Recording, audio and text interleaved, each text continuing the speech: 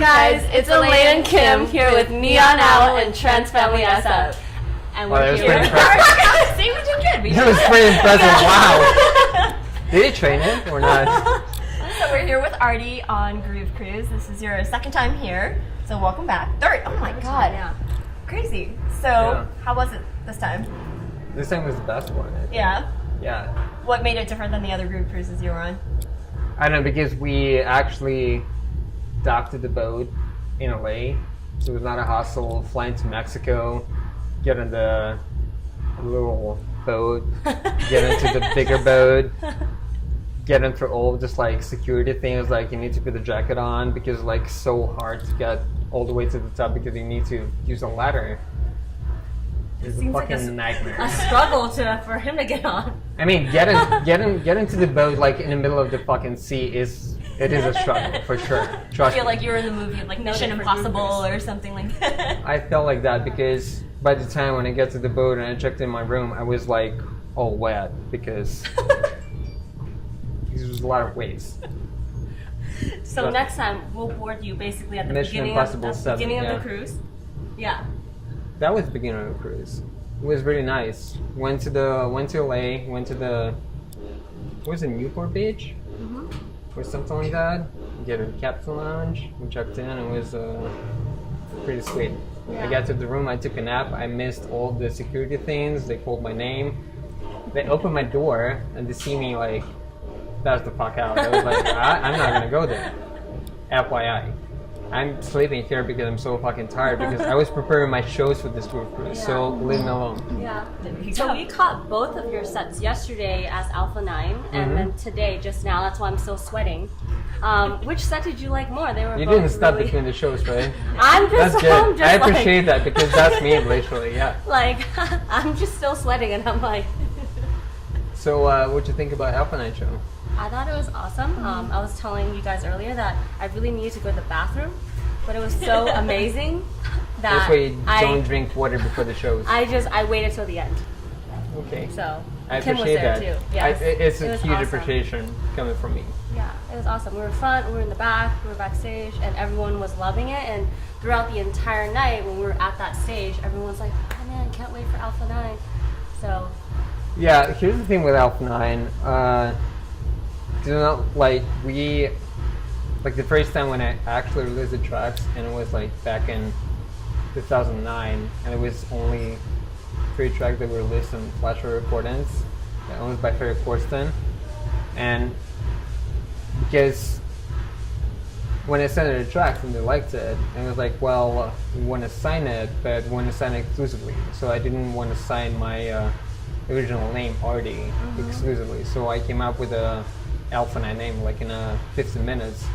So I signed it, and all of a sudden, there we go. All of a sudden, it was like those tracks became massive in trans community, and I probably was still trying to figure out like how Alpha 9 Come Home became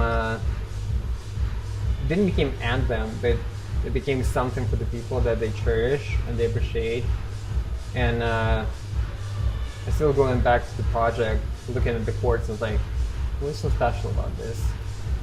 And still a really good question, but you know, it's like 6 years after that, we're getting back to the trance scene because like I miss producing the trance music, and I'm getting back to it, and I have so many fucking ideas. I was like, oh my god, this is so exciting. It was like after signing the deal with Interscope Records and producing pop and dance records and trying to develop yourself as an artist in so many directions, getting back to the trance music was the best decision that I made last year, for sure. Because the most funny thing about this, when you're playing a Groove Cruise and you're playing Alpha 9 on Friday and you're playing ARTY on Saturday, you're preparing the both shows, it feels incredible.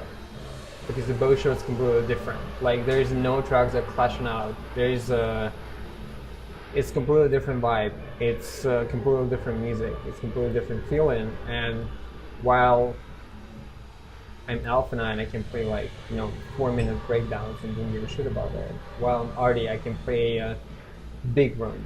Don't give a shit about that. It gives me so much freedom that it makes me pretty happy. For sure.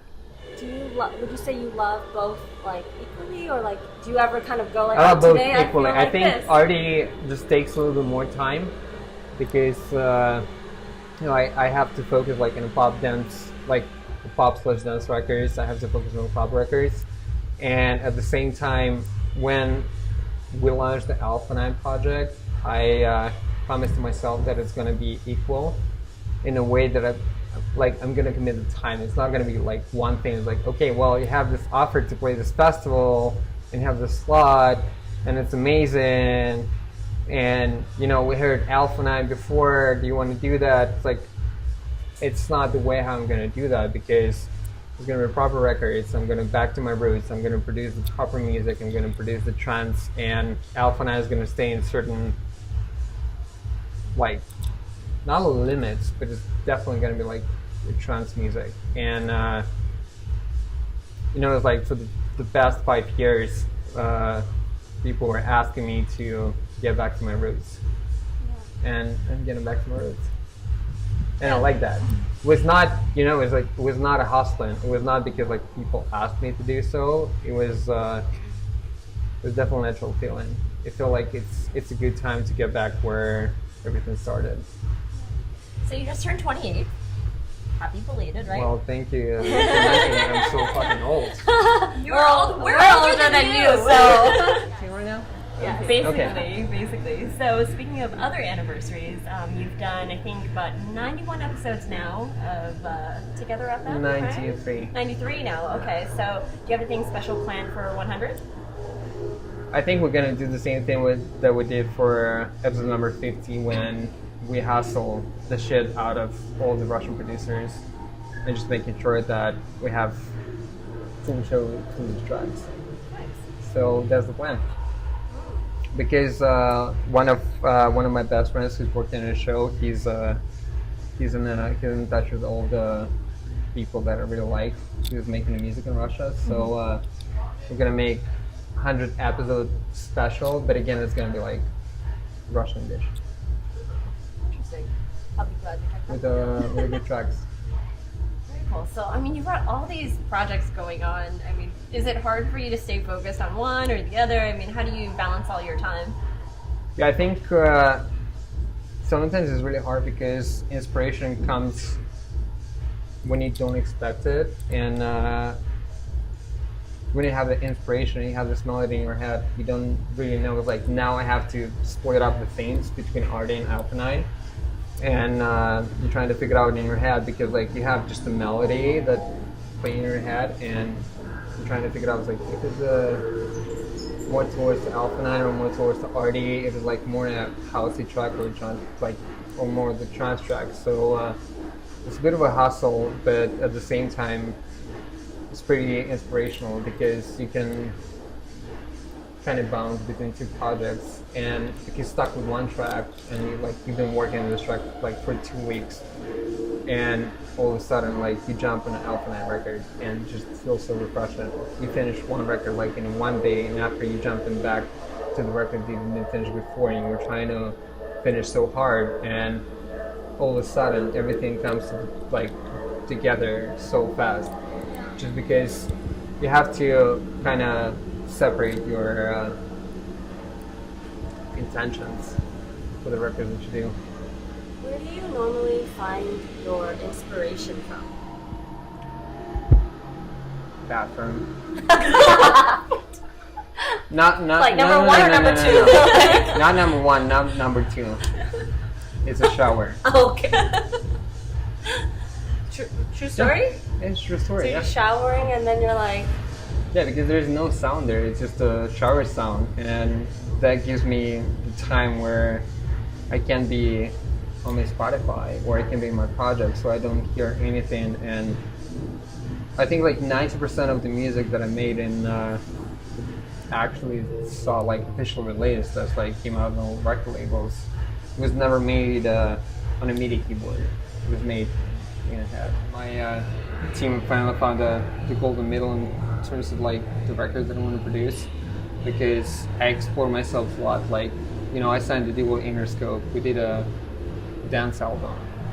We did an album that people were asked for, and it was like a lot of soul put in this album. And I moved forward and I started to like do the club records because I missed to do that. And after we did the club records, I moved back to like making a trance with Alpha 9. So who the fuck knows what's gonna happen in 2018? Yeah. Because I think now I'm in a stage where I want to produce the music that's gonna touch the people's souls, but at the same way they're gonna go on a dance floor and gonna lose their shit. Basically, I wanna make sure like that track is melodical enough so people have emotions about it and feelings about it, but at the same time they want to dance to it. Yeah. So that's my ultimate plan for the next couple of months. Who knows what's gonna happen after that? So you've obviously been doing this for a while and you've had a lot of success. What do you think is like the one thing you're the most proud of having accomplished as an artist? There's no such a thing yet.